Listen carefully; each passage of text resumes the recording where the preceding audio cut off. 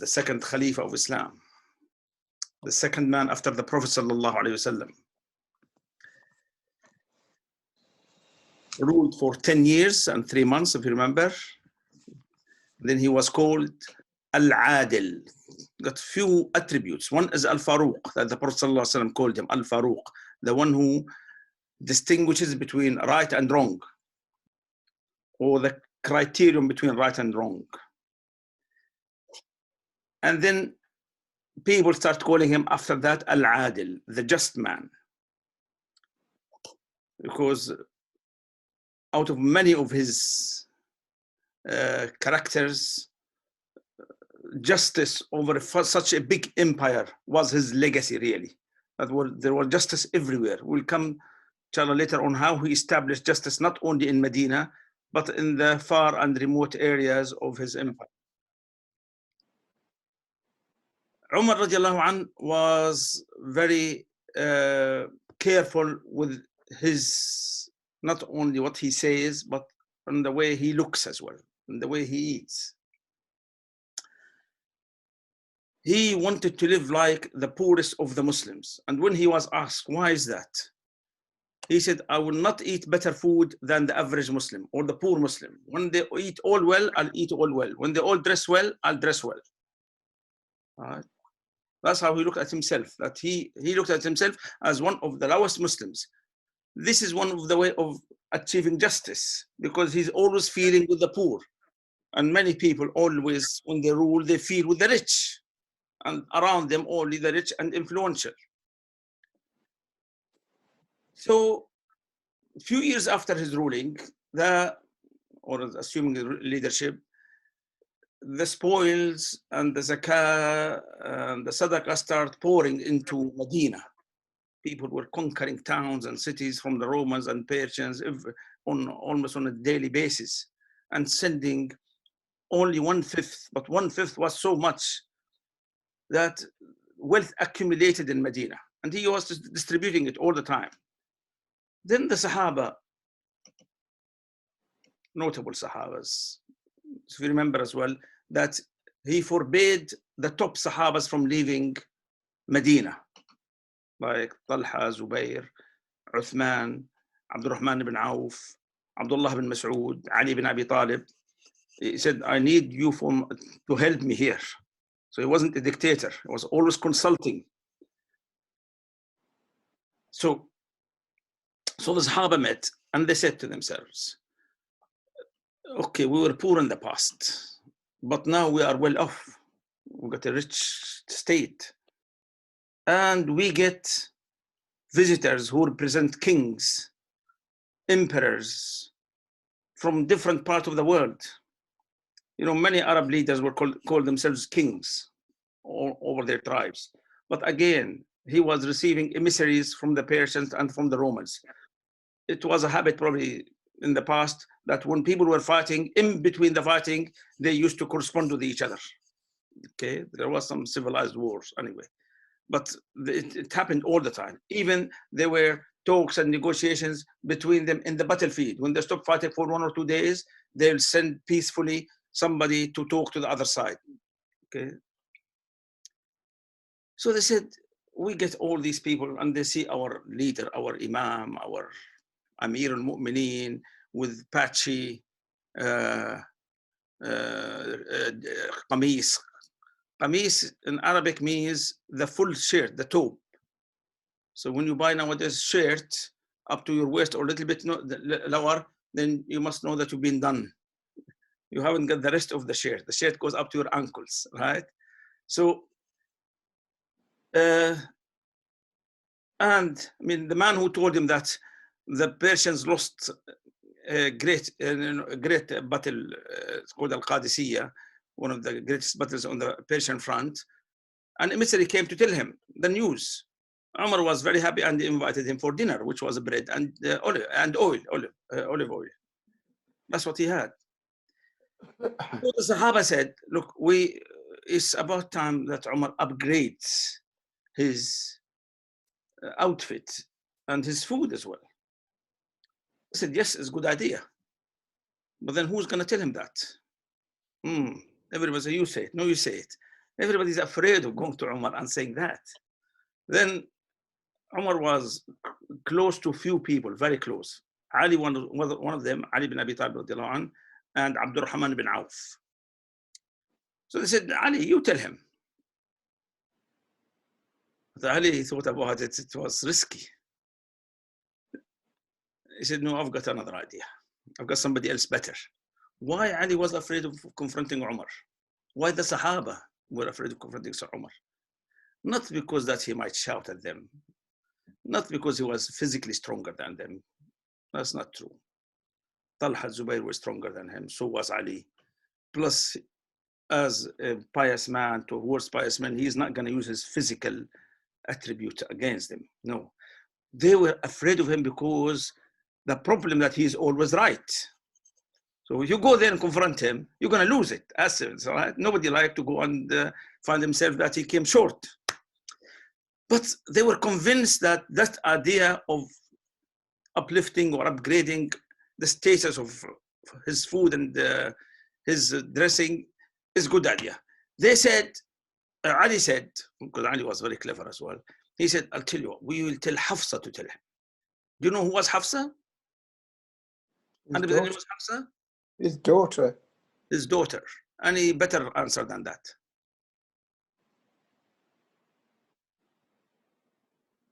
Come on. Prophet's wife. Prophet's wife. And you think slightly better than that? I've asked many people and nobody has replied so far to me before you as well. Hafsa was his mother.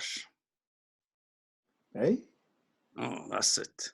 Didn't he have a daughter called Hafsa, married to the Holy Prophet? Hafsa was the mother of the believers. Allah made her the mother of the believers. Ah, Now, yes. because Allah made her the mother of the believers, then Umar had to treat her like a mother. Understand? Right. So Umar couldn't shout at her, couldn't be harsh with her. Right? Allah elevated her above him. Right? So Ali knew who to choose. He chose someone who Umar cannot shout at or tell them off or something. He said, we tell Hafsa. Hafsa was convinced, radiallahu anha.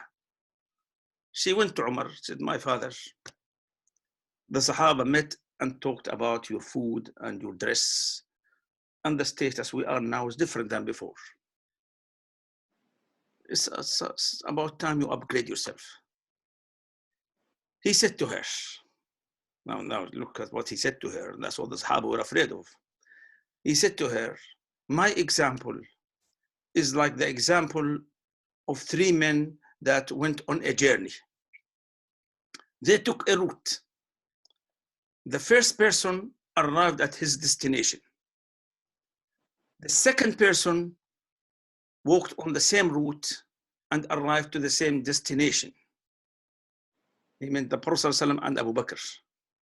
I am afraid if I take a different route, I might not reach the same destination. That means that's how we live during the Prophet time. I'm not changing a bit. And that put an end to all attempts with Umar radiallahu anhu. As you see how great he was. The Prophet ﷺ saw Umar in 2 dreams. One of them, I think as I mentioned last time, but he said, I saw in my dream that I was drinking milk so much that it filled me up. I felt it going between my skin and my bones, coming out from my nails. And then what is left, I gave the pot to Umar, and he drank from it. They said, give us the interpretation of it, Messenger of Allah. He said, it's knowledge. That's one dream. The second dream, the Prophet ﷺ said, I saw in my dream, I was pulling water in a small bucket from a well. Then Abu Bakr came and left small buckets as well, a few buckets, and there was weakness. And then Umar came. Suddenly the bucket became very large. And then he pulled out so much water that everybody around him drank from the water. And then people brought their animals, their sheep and their camels and their horses. Then again, so much water that it became like a pond, and the whole world, the whole people, world, all the people drank from it. I have never seen a strong genius man like him. Allah. That is the Prophet's dreams about him. And there's other dream, but he didn't see him. He saw his, I must as well mention it. One day the Prophet ﷺ said, I saw to Aisha. He said, I saw in my dream, I was in heaven, and I saw in heaven a very beautiful palace, exceptionally beautiful palace, with the gardens, etc. He said, I said, who's this palace belong to? They said, to Umar. Aisha became jealous. He said, what did you see for Abu Bakr? Their father. What's about Abu Bakr? The Prophet ﷺ answered her, Umar is one of Abu Bakr's merits, only one. Allah. Do you understand this? That whatever Umar does in his life, good deeds, all of the merits will go to him and to Abu Bakr as well. Right.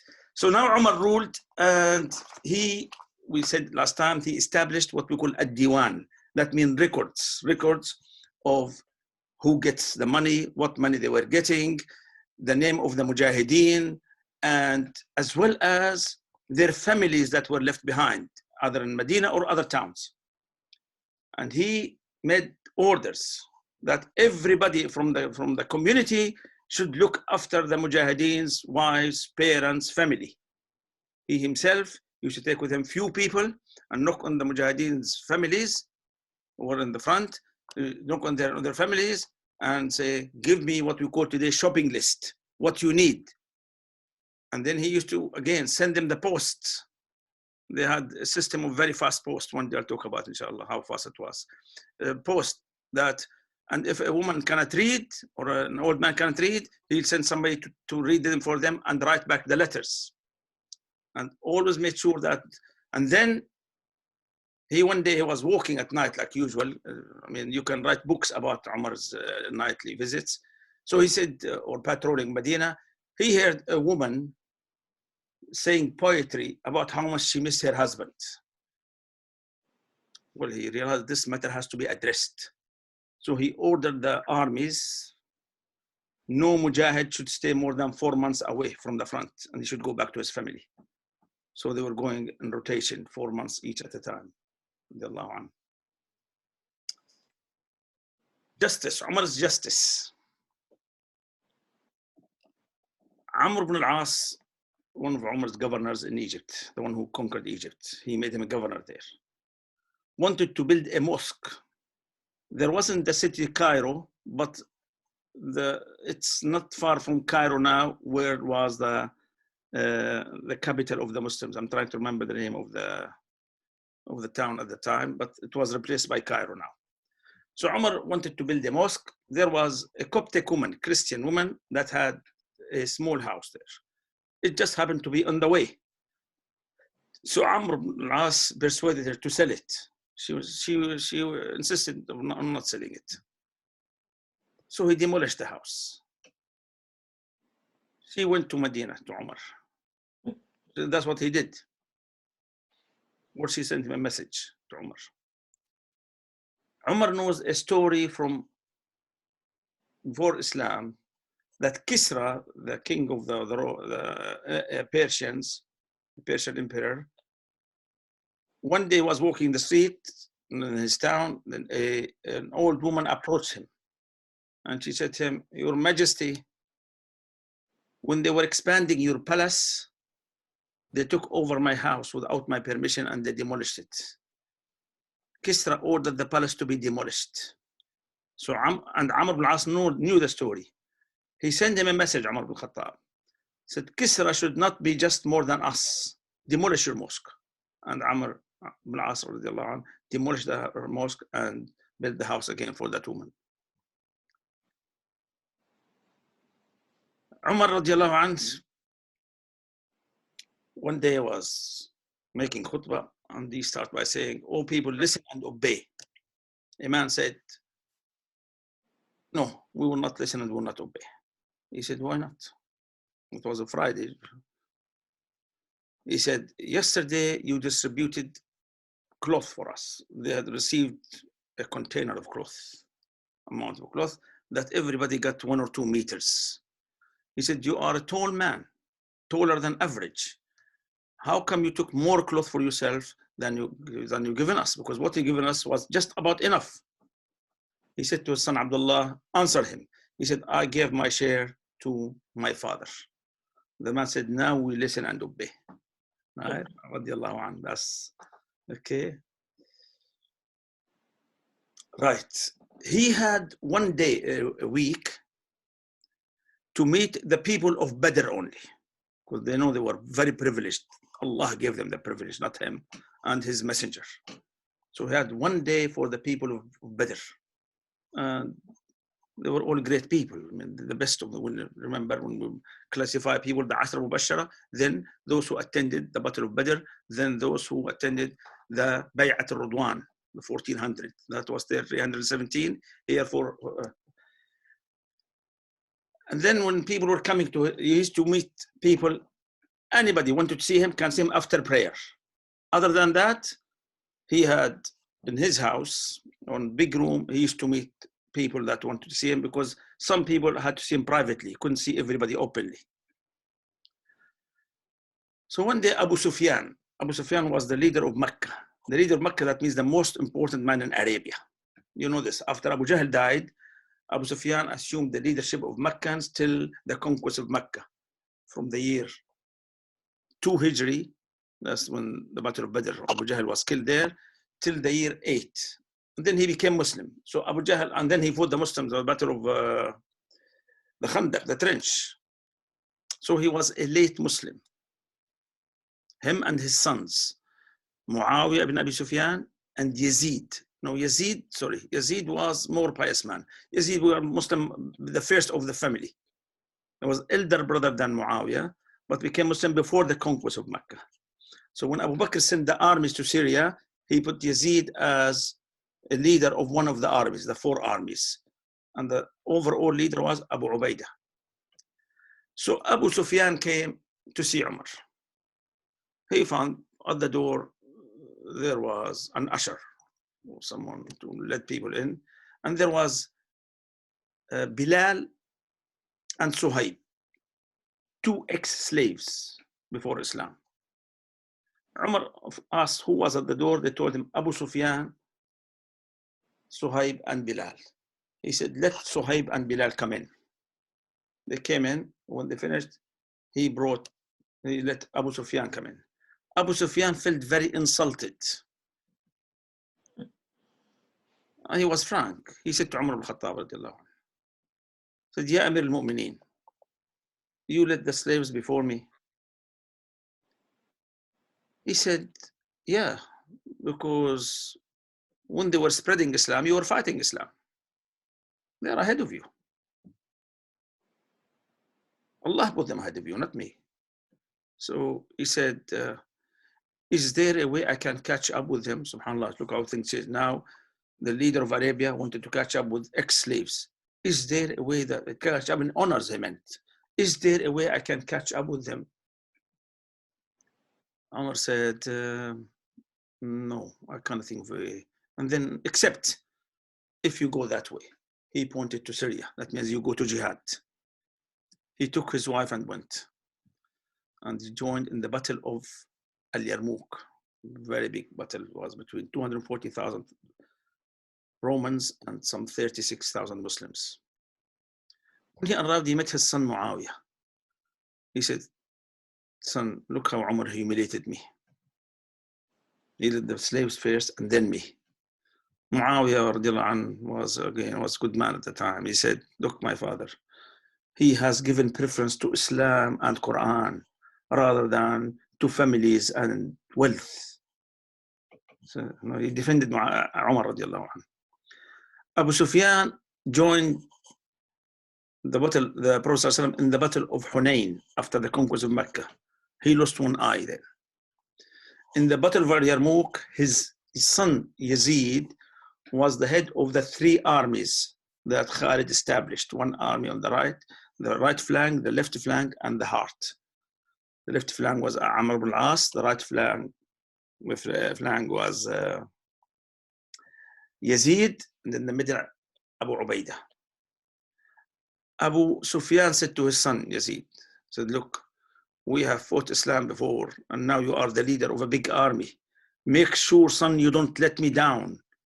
Make sure you don't run away. Make sure that you encourage people. He said that to his son. He lost his second eye. Abu Sufyan spent the rest of his life as blind. And many people attack him, radiallahu anhu. To be honest, he caught up with the slaves and with everybody else, right? Very rich man, old man, going to fight with his wife. His wife was there, as well as two of his sons. And right, not many people would do that. That's why we all revere the Sahaba, radiallahu anhu. Whether they were late Sahabas or early Sahabas. It's very hard to find, it's impossible to find a bad Sahaba, simple as this. Those who don't like them definitely will not be on their side in the Day of Judgment. Then Yazid was killed. Then Umar appointed Muawiyah in his place, and he appointed, after the battles finished, the war finished, he appointed him as the leader of, as the governor of Syria.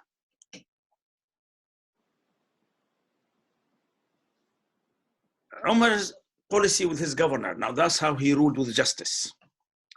Umar knew if the governors are good, then there is justice and everything is fine. If the governors are corrupt, then people are miserable. And that's what's happening in the Muslim world nowadays, isn't it? Our leaders are corrupt. That's the only problem. It's not a problem with Israel, not a problem with America, Russia, whatever, or India. The problem is within us. We've got corrupt leaders. They want everything, as simple as this. So when Umar sent a governor, he makes sure first he was very pious. He used to say to them, make sure your door is always open to people. Make sure you follow up their affairs by yourself. The third thing is, you are only one of them, you're not above them. And then he used to say to them, your status in Allah's presence is like your status within your subjects' presence. If they're pleased with you, Allah is pleased with you. He used to send people all the time to check on them by asking people in the street, in the mosque, how the governor is doing. He used to meet the governors once every year. They had to come to Hajj, and he make them account to their everything, their wealth, what they did, their problems. So he concentrated on the governors, which is an excellent way. Nobody probably could have thought about this before or after. 30, 40 governors, you control them, you control a nation of millions. As simple as this, right? One day Abu Sufyan came from Syria.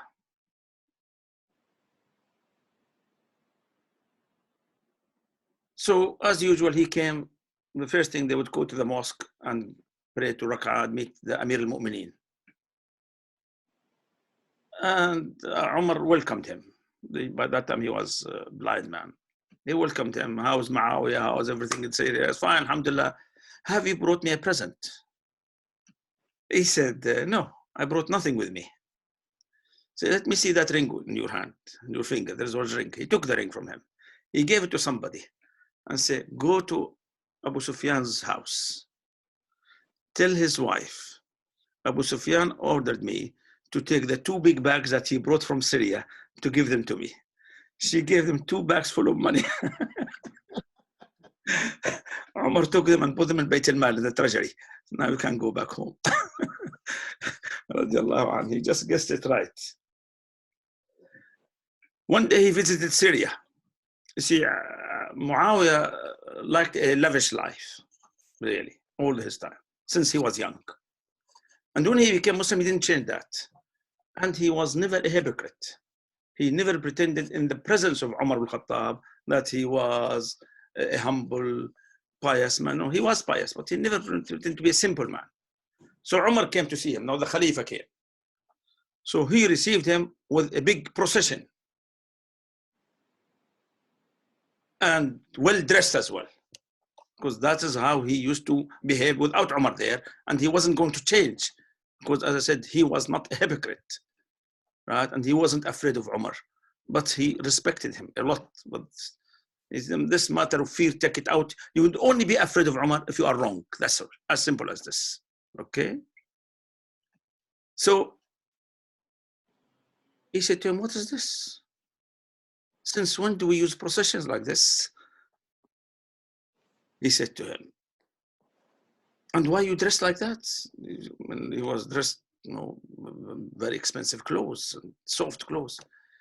He said, Ya Amir al-Mu'mineen, we live close to the Romans, and the Romans get impressed with our appearance. They think it's a sign of power. Drink sharply, if we dress sharply and cheap things, they will always want to attack us. They think we are poor and weak. Umar says, leave me alone. Whenever I come to you from one way, you find one way out. Just leave me alone. Muawiyah said, if you want me to stop it, I'll stop it. He said, no, I will not order you to stop it. I will not order you to carry on. Do whatever you want to do. Right? This is just to see how the relationship between Umar and his... One day he saw one of his young sons with a piece of bronze. He said to his son, where did you get this from? He said, the treasurer gave it to me. He took his son and went to the treasurer, the man who's in charge of the Muslim treasury. He said, did you give this piece of bronze to my son? He said, yes. He said, why? He said, this is only this piece of bronze that I found, and I couldn't put it anywhere else. There is, I mean, we have got place for silver, we got place for brass, we got place for gold, sheep, etc. But only a small piece. I thought I'd give to him. He said, did you not find anybody in Medina to send to hell except me and my family? Take it back. Right? It's just even a small piece of. Right. Okay.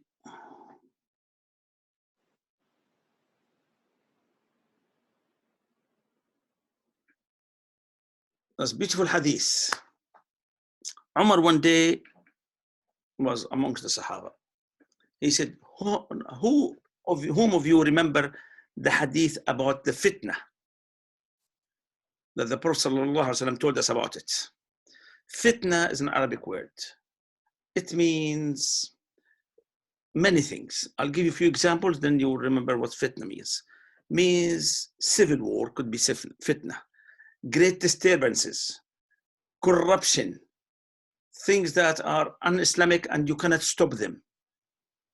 Like, for example, at one time, Muslim world, the women not dressed well, you find discos, etc., haram places in Muslim world. This is called fitna. Or people taking bribery, this is called fitna. Any corruption that's not Islamic, it's widespread, it's called fitna. So Umar said, does anyone of you, is asking the Sahaba, remember the hadith about the fitna? Hudayfa said, yes, I remember it. But you don't have to worry about it. He said, he said, you don't have to worry about it because between you and the fitna, there is a gate. Umar said, will the gate be open or broken? Hudayfa said, it will be broken. Umar said, it will never be opened again. Now the Sahaba heard this, and some of them did not understand it. The ones who understood it well was Umar and Hudayfa. You remember Hudayfa, the one that the Prophet gave him the name of the hypocrites. The only one who kept the secrets for the Prophet. The Prophet did not keep any secrets in his life other than this one. Whatever Allah told him, he told people. But the name of the hypocrites, so he won't cause problem for them and their families after, or people start taking law in their hand and kill them or something, okay? So, Sahaba asked Umar, asked Hudayfa, what is that gate on that's blocking the fitna? He said, it's Umar himself. What is, it will be broken? He said, he'll be killed.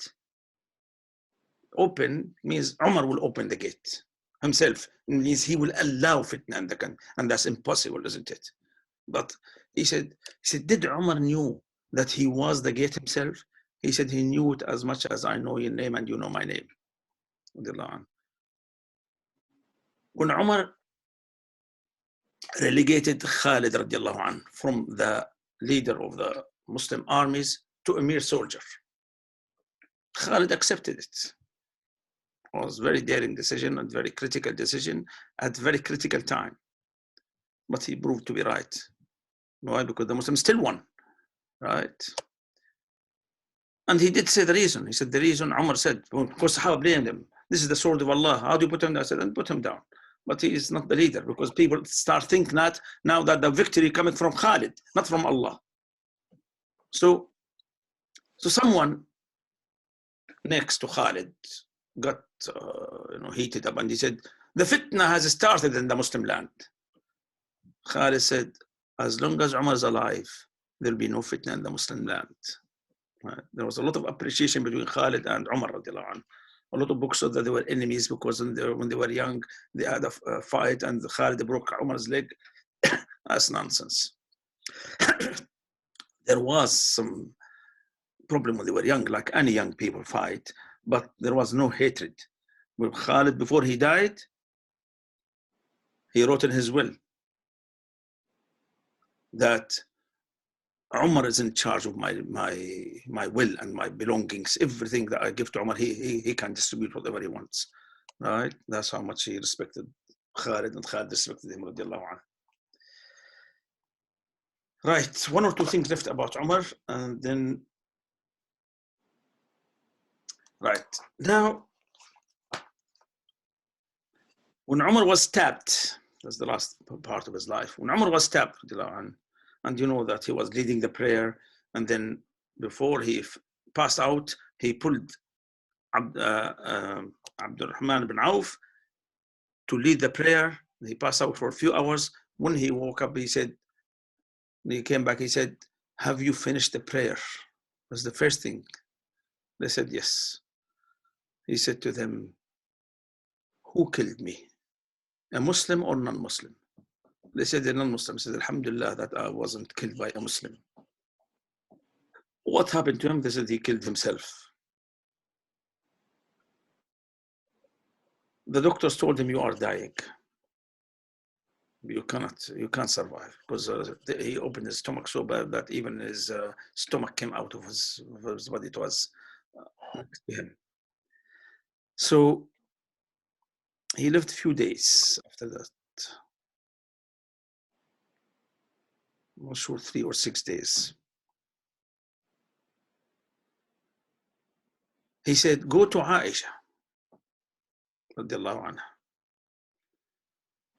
and tell her, Umar ibn al-Khattab, don't tell her Amir al-Mu'mineen, because I'm not your Amir anymore today. Tell her Umar ibn al-Khattab takes your permission to be buried next to his companions, sahibay. If she doesn't allow you, just come back and bury me with the rest of the Muslims. Abdullah ibn Umar went to Aisha radiallahu anha and told her, my father wants your permission to be buried next to the Prophet, or next to the Prophet and Abu Bakr. She said, I hope to keep that place for myself, but I've changed my mind. Tell him we will bury him there. He can have it. He was buried next to the Prophet. When we go to Medina, we always stand somewhere. They tell us the Prophet's grave is inside, isn't it?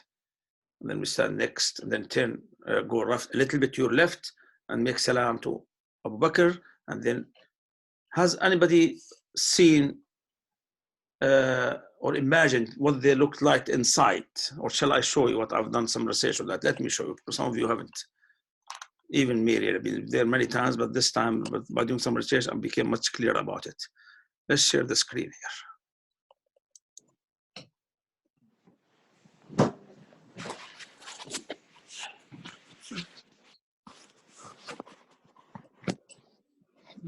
video I've seen it. So. The grave.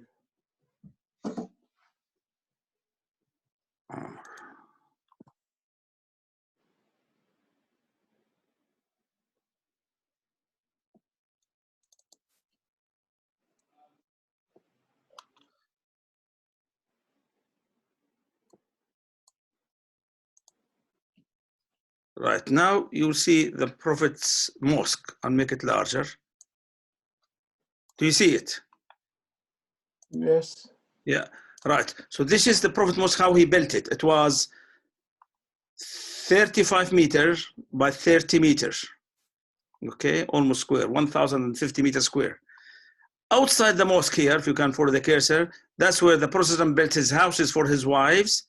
So this is the house of Zainab, and this is Salama, and this is Hafsa, and this is Aisha's. This is Fatima's house, and this is Sauda, and then this is the rest of them are the houses of the Sahaba. This is the entrance to the mosque from the south. From the north, this is south. This is Mecca, south this way, right? So this is Abu Bakr's house here.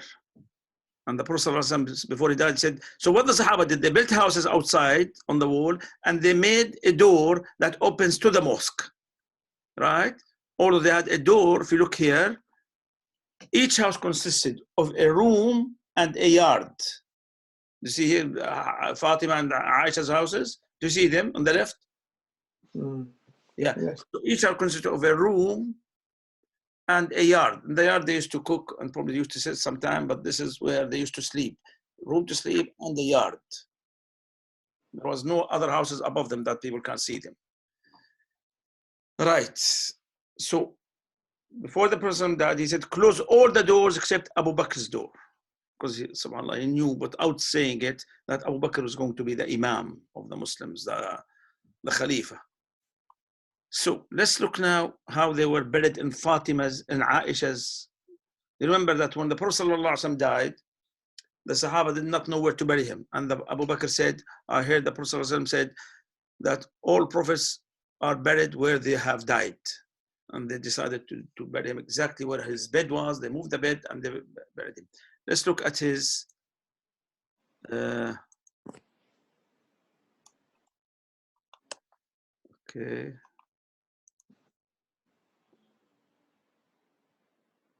Right, here it is. Do you see this now? Do you see it? No, we're on the same picture. Same picture. Okay, we'll correct. We'll put this right now.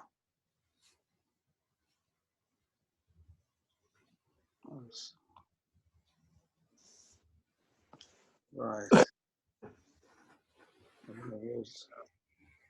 Anything gone?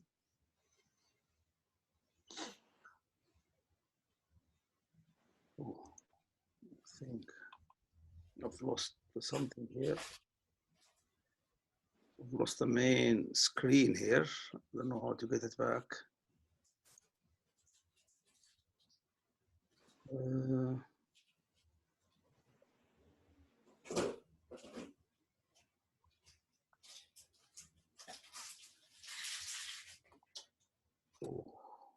Just give me a second, and I will find it, inshallah. Oh, here it is, here it is, here it is. Here it is. Yeah. Again. Here it is. Yeah. Right. This is here. You see it now, yeah? Yes. This is here Aisha's room, or Aisha's house. It's the room that was covered, that used to sleep, and this is a yard next to it. When the Prophet died, this is where he used to sleep, and that is his grave here. When Abu Bakr died, they buried him slightly to the left, or to the right of the Prophet, because you're looking this way, to the left of you if you are facing it. So, and below the Prophet. And then Umar died, they buried him here again, lower than Abu Bakr and more to the right of Abu Bakr. So when you're facing, when you go to the Haram al-Madani, and you stand here usually, right? And then you make a dua to the Prophet ﷺ, and you move slightly to the left and make a dua for Abu Bakr, then you make a dua for Umar radiallahu anhu. Now, before they buried Umar, Aisha slept in the same room, in this space here, right? And in the room, there was the grave of the Prophet ﷺ and the grave of her father. So when they buried Umar, she was too shy. So what she did, she built a wall here. You see this wall here? Between her room, this is a small place where she used to sleep here, right? And the three graves. Look how thoughtful they were. Although the dead, you won't see her, you won't hear her. But this is the respect of the Muslims to the dead. They don't ask them help, etc. They just respected them. Right? This is the way she respected. She knew Umar, you know, he is a stranger to her, not like her father or her husband. So she built a room. That's how we were Umar radiallahu anhu. So now when you come to the mosque in the Haram al-Madani, okay, then the rest of it is here, and the Qibla is somewhere down there, the member. Okay, it's clear now to everybody how. Okay, let's stop share. Right. Now let me see if there is anything left about Umar radiallahu anhu.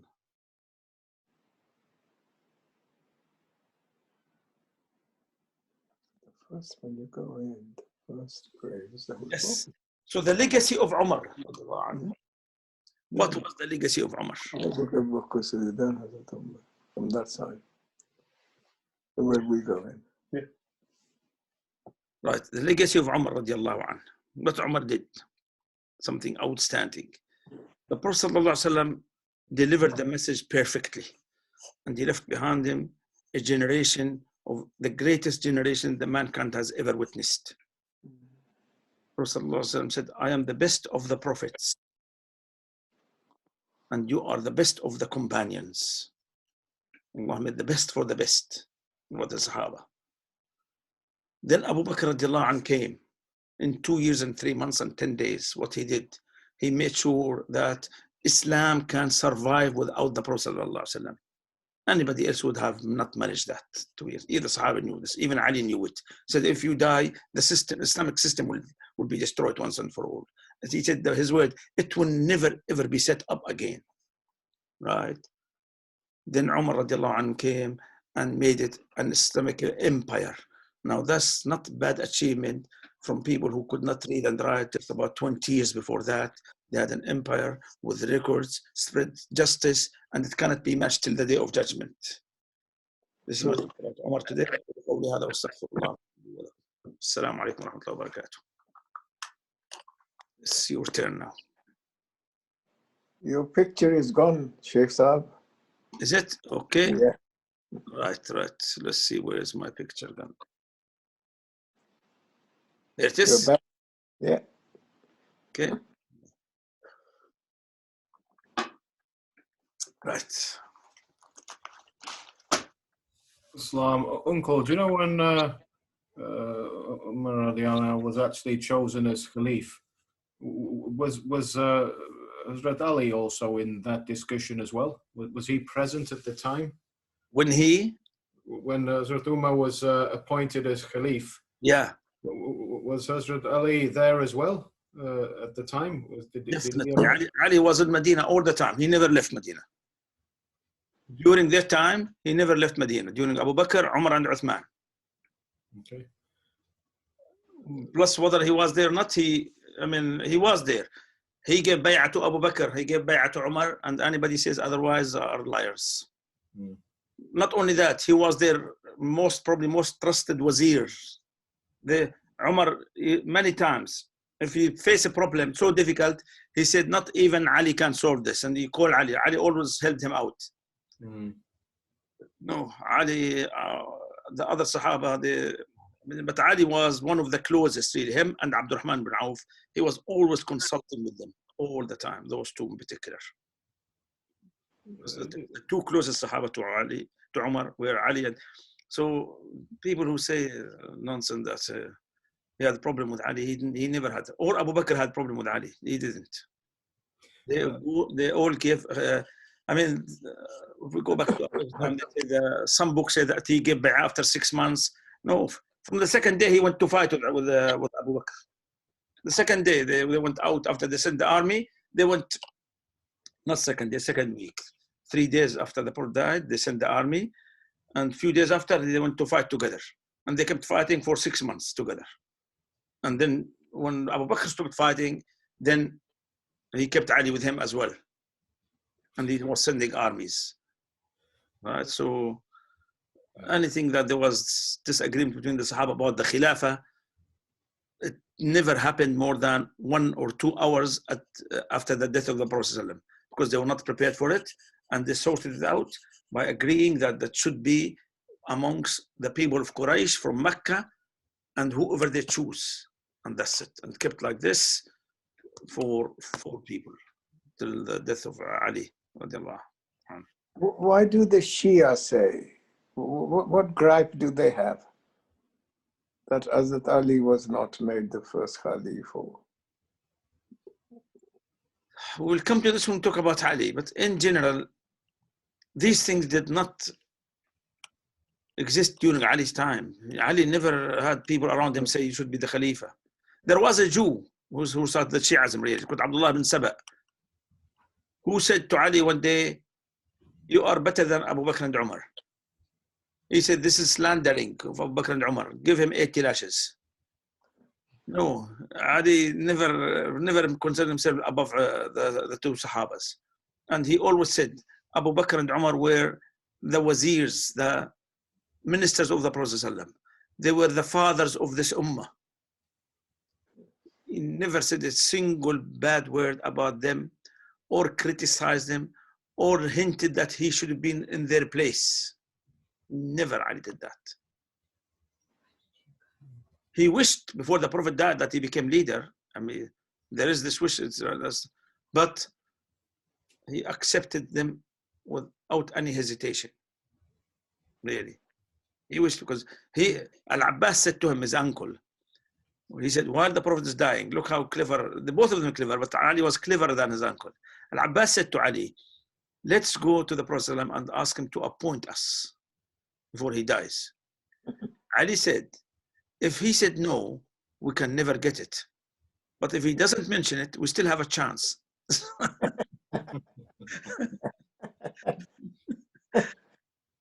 So they were not appointed. The Shia said he was appointed, but he wasn't. If he was appointed, he would have said, but he already appointed me. He would have gone to Abu Bakr and said, I'm appointed. What are you doing? Taking my place. It never happened. No, the indicator was who led the prayers when the Holy Prophet was ill. This is one thing. The other thing is, indicator. See, he led the prayers. That's true. First thing. Second thing is, if the Prophet said Ali is the Khalifa after me, then as a prophet, it should have happened. Because prophets don't make false prophecies. Understand? Mm-hmm. If he knew that the people will not elect him, he would have said, Ali should have been the Khalifa, but you're going to elect the wrong man. But when he says Ali is the Khalifa after me, it means Ali will be the Khalifa after him. And he wasn't. Because the Prophet doesn't talk nonsense. He can't. He is guided by Allah. He cannot say anything about the future which is wrong. He can't, because then people will say he is not a prophet. You see, prophet is the one who make prophecies. And if he is true prophet, the prophecies will be true. If the prophecies are wrong, then he is a false prophet. So if he says Ali is the Khalifa after me, that means he should be the Khalifa, even if all Sahaba died for this. Doesn't matter. If he said he is the Khalifa, he is the Khalifa. You understand? Yes. If he said, oh, but people will not elect him, again, it would be a prophecy. But he didn't say that. See, the Shia were not clever enough. If they're clever, they would just have said, because they made up the Khilaf, I think, hadith, they should have said, I wish Ali to be Khalifa, but people will elect the wrong man. They didn't say it. See, if the Shia said that, they were a bit cleverer, they should have said that. But they're not that clever, so they just said a half a lie. That Abu Bakr Ali is the Khalifa. Why?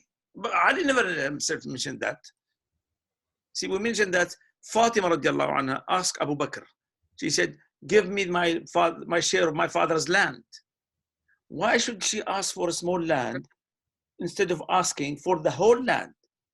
The whole empire is hers, her husband's. He should say, why you took the khilafah from my husband? She could have asked him, isn't it? Fatima could have said to Abu Bakr, you are in the wrong place. This Ali should be. How come Ali didn't mention neither him nor his children for 200 years? And then suddenly after they lost the 12th Imam, they said, oh, it should have been Abu Bakr. See, none of the Imams said our father or grandfather Ali should have been. This is all lies. Ali gave bay'ah, finished.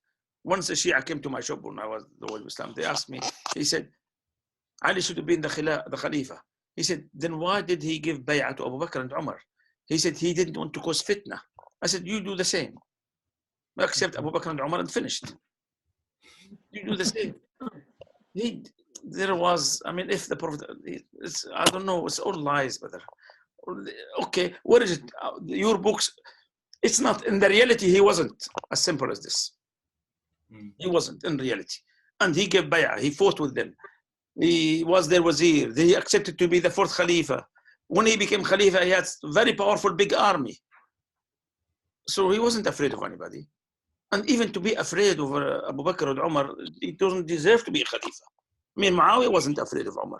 Do you think Ali would be afraid of him? Muawiyah, he went to him with the latest clothes and big procession like an emperor. He wasn't afraid of him. In reality, no Sahabi was afraid of Umar, really. Except if you're wrong, then you know he's gonna find out. That's the problem. But if you are, no, he wasn't an oppressor. He wasn't an oppressor. He wasn't a dictator. No, he was harsh when it comes to the truth. But no, this matter of afraid, it just looks bad on Ali radiallahu anhu. No. Hazrat Umar was strict ruler, strict according to Islam. Yes, and then it doesn't look good on Ali to say the Prophet made him Khalifa, but he was too shy or afraid to ask for it. Then you deserve it. I mean, from what I read, for me, when the Holy Prophet was ill, he asked Hazrat Abu Bakr to lead the prayer. That's it. The Imam. That's it, in my view. If it had been Hazrat Ali, you would have asked him to lead it. That's the guidance. You know what? You know this word you said is Ali. That's what Ali said as well. Ali said, the Prophet chose Abu Bakr for our religion. That means prayers, and we accept him for our dunya. That's brother. The Shia are just sick people. Allah, I'm sorry. There's some sickness there. Uncle, can I ask a question? Yes. I once heard a Shia say negative comments towards Muawiyah. What's with that? This was many years ago. I can't remember what context, but they weren't speaking very highly of Muawiyah. Is there something in that? They don't speak very highly of Umar or Abu Bakr or Aisha. We will come, inshallah, in a few weeks' time. We're coming special talk about the Islamic groups or sects that after we talk about Uthman, then Ali, then the Muawiyah, then the Islamic sects that started springing up in the Muslim world. Okay. We start with Khawarij, the Kharijites, then the Shia, inshallah. That's the second group that came. We'll talk about this. Inshallah. Inshallah. Okay. Next week, inshallah, about Uthman radiallahu anhu and the problem that started in Uthman's time. But that's for next week, inshallah. Okay, brothers? Thank you. Jazakallah. Thank you. Okay. Assalamu alaikum. Assalamu alaikum. Very good. Very